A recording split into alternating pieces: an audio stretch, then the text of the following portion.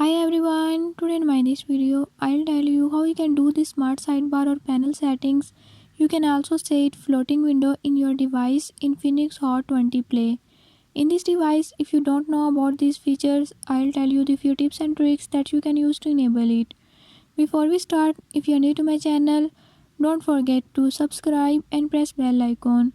Watch complete video and learn how you can do it.